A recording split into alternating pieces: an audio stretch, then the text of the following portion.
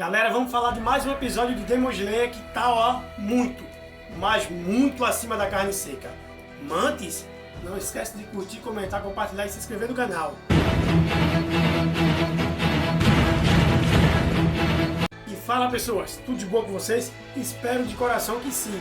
E antes da gente começar a falar do novo episódio, vamos relembrar um pouquinho do episódio anterior. Afinal de contas você sabe, né, Jovem Amoeba?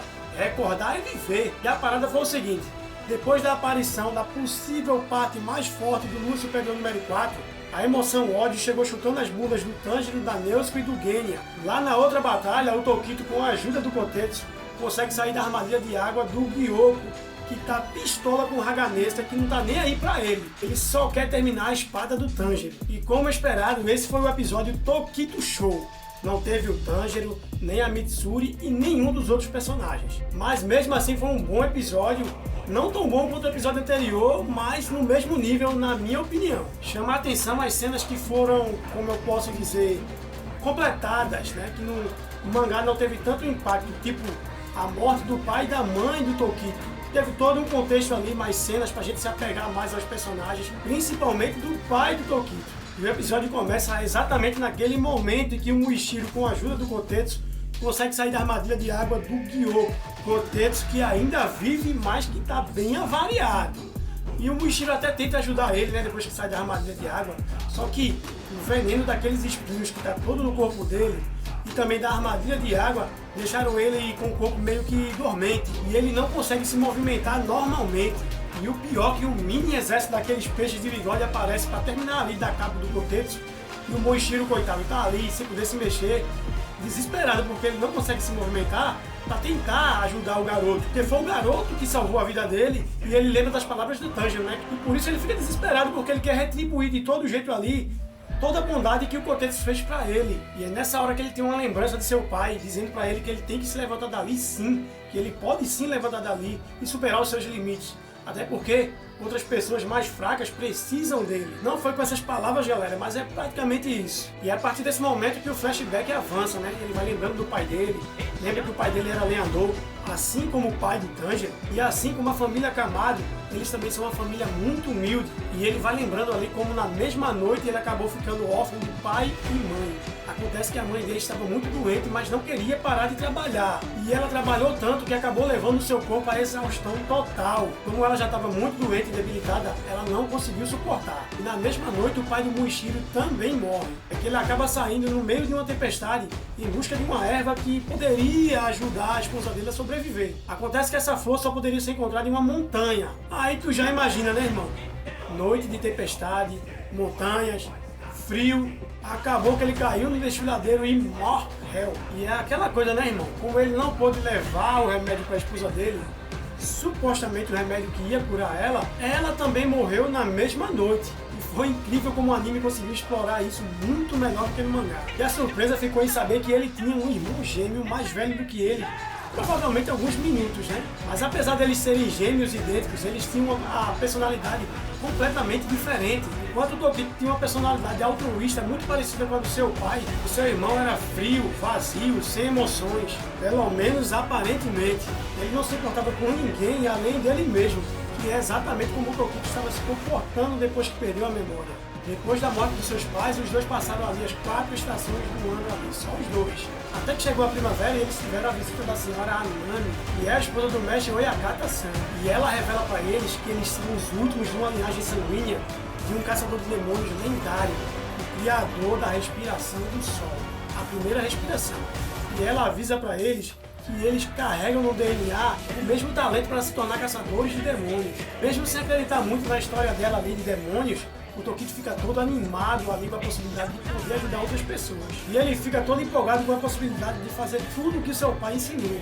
Mas isso acaba rapidamente quando o Yuichiro trata logo de espantar aquela mulher. E mesmo ela voltando outras vezes, ela foi sempre hostilizada por ele. Até que um certo dia, ele acaba jogando água nela para ela ir embora.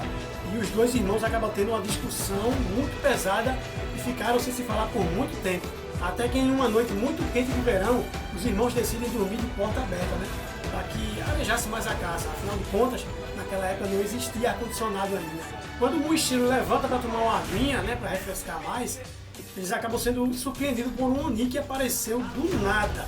E esse Oni dá um golpe ali no Mushiro, mas o seu irmão entra na frente para salvá-lo. No primeiro golpe, o braço dele já voa fora do corpo numa cena sensacional. Então os dois irmãos se abraçam e se afastam um pouco e ficam esperando só a morte chegar. Mas acontece que o Oni começou a falar umas coisas exatamente igual a que o irmão do Tokito havia falado para ele alguns dias antes. E essas palavras foram um gatilho para despertar o sangue de caçador do Tokito, que luta muito com o monstro e acaba o vencendo. Ali cortou o cara ali em vários pedaços ali, ele destroçou o cara, estourou a cabeça, mas o monstro não morria. Mas como ele conseguiu tirar o monstro para fora da cabana, aconteceu que o sol nasceu e o Oni acabou morrendo com o sol, né? Ele desfaleceu com o sol, ficando muito machucado também no processo. Como foi uma luta muito demorada, galera, praticamente foi a noite toda, o seu irmão e o Tiro acabou perdendo muito sangue. E no final, no dia quando amanheceu, ele ainda estava vivo, mas o Tokito, por estar muito machucado por conta da luta, não teve forças para sair, para chamar alguém para socorrer ele. E acabou que ele teve hemorragia e não resistindo.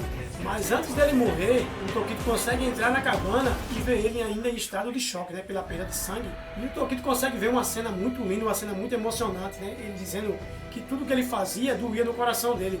Todas as maldades que ele fazia era para o bem do Tokito. Quando ele não estava na frente do Tokito, ele começava a chorar por todas as coisas que ele falava para ele, por toda a maldade que ele dizia para ele. Isso ele estava falando realmente de coração, porque ele estava num estado tão debilitado, em um estado de choque, que não conseguiu perceber que o Mushiro estava lá dentro, né? Que ele havia conseguido entrar na cabana, mas ele estava falando ali como se fosse uma reza, ele estava fazendo quase tipo uma oração. Então se percebe que tudo aquilo ali realmente era honesto, era de dentro dele, era verdadeiro.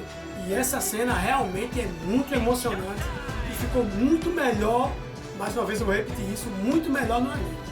E ele conta no flashback que é a partir daquele momento ali que ele não conseguia lembrar de mais nada. E o seu irmão morre, mas o Tokito acaba sendo salvo pelo mestre Oyakata, que é aquela cena já que a gente já viu nos outros episódios.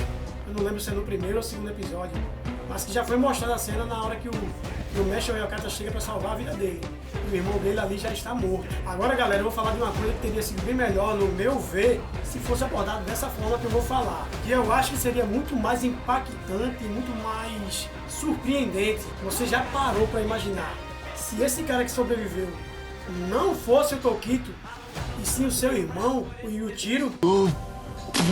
Tua mente ia bugar, meu irmão. Eu não sei porque os roteiristas não pensaram nessa possibilidade. No meu ver, teria sido muito mais impactante, porque o que diferenciava os dois eram as roupas. Se tivesse colocado os dois ali sem camisa na noite do ataque do Oni, a gente não ia saber quem era quem. E o anime ia brincar com essa ideia de que quem sobreviveu foi o Mushiro, até revelar pra gente no final que não era ele, e sim o irmão dele o sobrevivente. E que quem salvou a vida foi o Mushiro, que era muito mais a cara dele, se você parar para analisar. O irmão dele até então não se importava tanto com os outros. Então o anime ia ficar brincando com isso, escondendo a identidade dele, a verdadeira identidade, até o final do episódio. Pra mim, teria sido massa, galera. Até porque ia ficar muito esclarecido a personalidade dele, né? Uma pessoa fria. Pra mim, na minha opinião, se eles tivessem pensado dessa forma, jogar isso no final, revelando que, no final do episódio, que o sobrevivente não era o Mushiro e sim o irmão dele, teria sido surpreendente. Mas fala aí nos comentários se você também acha isso. Não que essa história contada tenha sido ruim também, sabe? Pra mim também foi muito boa, foi emocionante. Mas se eles tivessem brincado com essa possibilidade, teria sido muito bom também. É claro que os criadores optaram por justificar a bondade do Mushiro, né? Isso também não é uma coisa ruim, é uma coisa boa. Mas enfim, bola pra frente. Depois disso, voltamos para o momento do ataque dos peixes de bigode e o Tokito consegue reunir forças, consegue ativar a marca do caçador e salva o Kotetsu do ataque dos bichinhos. Realmente incrível. E o Kotetsu pede para que ele vá ajudar o Hakanesca e os outros. E o Gyoko continua pistola com o ferreiro, porque mesmo ele tirando a visão de um dos olhos do ferreiro, ele continua ali amolando a espada do Tanjiro. Então ele percebe que talvez se ele matar o outro ferreiro, aí o Hakanesca vai parar de estar fazendo aquilo ali, né? Vai quebrar a concentração dele. Quando ele vai matar o outro ferreiro, que eu esqueci o nome agora, Tokito chega numa entrada linda, galera. E o Gyoko ligeiro logo percebe que ele tem uma marca igual a do Tanjiro. Percebe também que ele está mais rápido. Aí o Gyoko começa a apelar, né? Ele tira um monte de tentáculos de um polvo gigante do jarro dele e prende a galera ali. Mas com a ajuda do Senhor Kanamori, lembrei o nome do cara, que entrega a nova espada do Tokito, né? Ele consegue se salvar e salvar todos ali, pelo menos naquele momento. Masa é o nome da espada, destruidora de demônios. E o Tokito agradece ao seu Kanamori, né? E diz pra ele que não, os créditos não são dele, e sim do antigo ferreiro do Tokito, que antes de morrer deixou as instruções de como fazer a nova espada para ele. E aliás, era um cara que se preocupava muito, era um ferreiro diferente, né? Ele se preocupava com o caçador para quem ele estava fazendo a espada.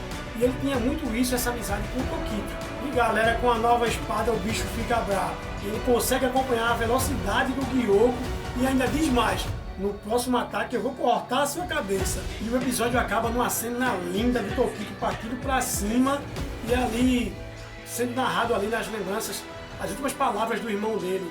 E se você analisar, quando eles estavam falando aquilo ali, estava dando a entender que quem havia sobrevivido tinha sido o Yuichiro e não o Tokito. Mas no final das contas, mesmo sendo meio confuso ali no final, quem morreu realmente foi o irmão do Tokito, foi o Yuichiro, e o Tokito foi um sobrevivente. E o episódio acaba assim, dessa forma linda, deixando um gancho grande, muito grande para o próximo episódio. E com certeza, pelo título do próximo episódio que a gente já viu, vamos ter muito mais de Tokito e ele vai imitar muito mais, porque até esse episódio ele não tinha brilhado ainda, né, pessoal? Ele havia ali mostrado algumas coisinhas, mas ele estava se segurando porque a espada dele estava quebrando, né? Ele não podia quebrar a espada de uma vez. Se ele quebrasse a espada dele ali totalmente, já era para ele. Então, no próximo episódio, se prepare que você vai ver ali como o Muishiro vai brilhar. E agora eu quero saber de vocês. Vocês estão assistindo o Demon Slayer? Assistiu o 8º episódio? Deixa aí nos comentários, mas também não esquece de curtir, comentar, compartilhar e se inscrever no canal. Muito obrigado por você ter ficado até aqui, se você ficou até aqui, e até a próxima!